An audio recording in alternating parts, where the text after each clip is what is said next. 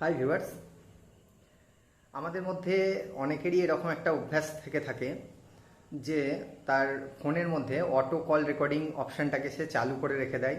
মানে কারোর সঙ্গে কথোপকথন হওয়ার সঙ্গে সঙ্গেই তার কল রেকর্ডিং শুরু হয়ে যায়। অথবা কি হয়, অনেকে অনেক সময় অনেক ভবিষ্যতের প্রমাণ হিসাবে রাখার জন্য অনেকে কি করে, অনেকে আমাদের যে কথোপকথন হয় বা কল যে কথাবার্তা হয় সেই কলটাকে রেকর্ডিং করে রাখে।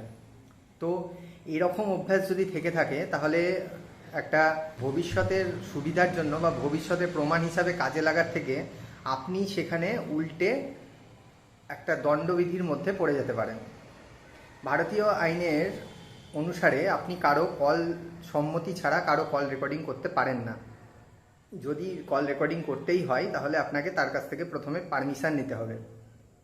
অথবা আপনি যদি অন্যথায় আপনি যদি তার অজান্তে কল রেকর্ডিং করে থাকেন তাহলে ভবিষ্যতে আপনার এটা শাস্তিযোগ্য অপরাধ বলে গণ্য হবে, যার আইন অনুসারে 1,00,000 টাকা অবধি জরিমানা এবং 3 বছর অবধি কারাদণ্ড হতে পারে।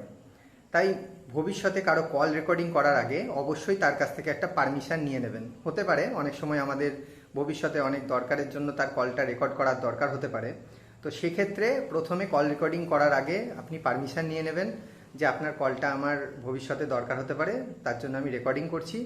যদি সে সম্মতি দেয় তাহলে কল রেকর্ডিংটা চালু করার পরেও আবার এই কথাটাই আপনি বলবেন যে আপনার কলটা আমি রেকর্ড করছি ভবিষ্যতে কোনো দরকার যদি লাগে তার জন্য। তখন সেই সম্মতিটা যেন তার মধ্যে থাকে, যাতে করে ভবিষ্যতে কোনো রকম প্রবলেমের মধ্যে যদি পড়েন এই কল রেকর্ডিংটা নিয়ে, তাহলে পরে আপনার প্রথমেই কল রেকর্ডিংটাতে তার সম্মতিটা তার ওখানে রেকর্ড হয়ে থাকছে, সেই জন্য আপনি অনেক সুরক্ষিত থাকবেন। তো ভিডিওটা দেখার জন্য ধন্যবাদ। আর যারা এরকম কল রেকর্ডিং করার অভ্যাস আছে তাদের সঙ্গে অবশ্যই যেন ভিডিওটা শেয়ার করে দেবেন।